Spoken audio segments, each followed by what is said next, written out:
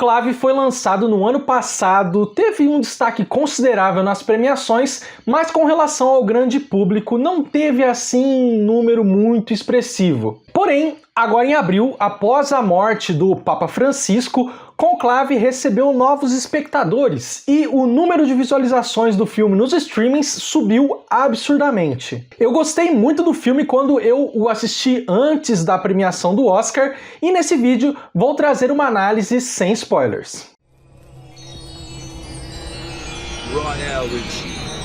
Royalty.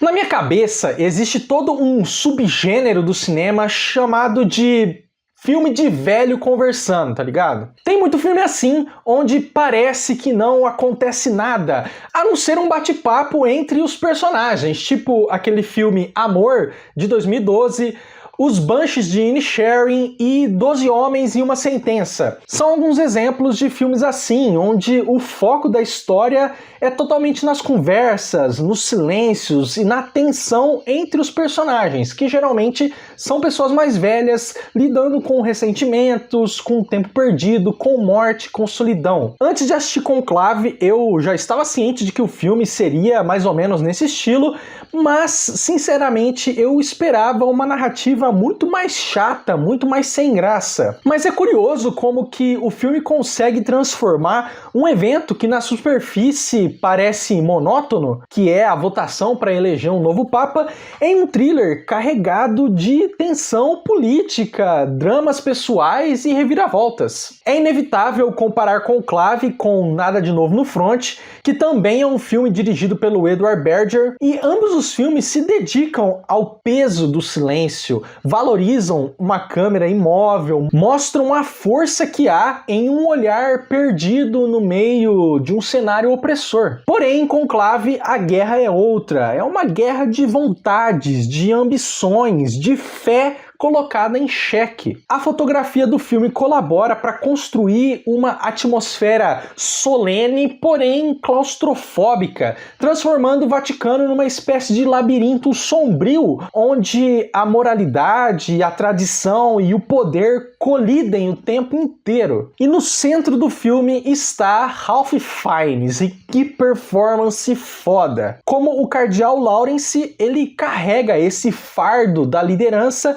mas nunca recorre ao óbvio. A interpretação do Ralph Fiennes é contida, mas é cheia de camadas, equilibrando culpa, esperança e desespero com a precisão de quem entende que o verdadeiro drama, muitas vezes, está naquilo que não é dito. Certamente é uma de suas atuações mais memoráveis, que vai ficar para sempre na lembrança dos cinéfilos, tal como o Voldemort ou o vilão que ele interpreta em A Lista de Schindler. O roteiro é baseado num livro do Robert Harris e faz boas escolhas ao focar principalmente no personagem do Ralph Fiennes. Evitar uma dispersão de narrativas paralela foi uma escolha inteligente, porque se o filme tentasse abraçar muitos cardeais e as suas respectivas tramas, o ritmo poderia ter se perdido um pouco. Ainda assim, é impossível não sentir que alguns elementos soam um pouco artificiais ou menos orgânicos dentro da narrativa geral que o filme constrói. Como, por exemplo,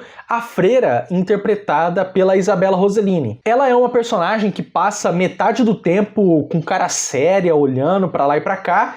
Depois ela tem um monólogo e é isso. Mesmo sendo, na minha opinião, uma subtrama um pouco dispensável ou subvalorizada, talvez eu seja uma exceção, porque a própria Academia de Cinema indicou a atriz ao Oscar de melhor atriz coadjuvante, mesmo tendo uma participação tão pequena no filme. Assim, na minha opinião, eu acho que a Academia deu uma forçada pelo peso do nome que a Isabella Rossellini tem na história do cinema, né? Mas, minha opinião. Bom, sobre os pontos de virada que o filme possui, para mim, eles não tiveram um impacto emocional que aparentemente era para ter tido. Porém, isso não quer dizer que as revelações sejam ruins.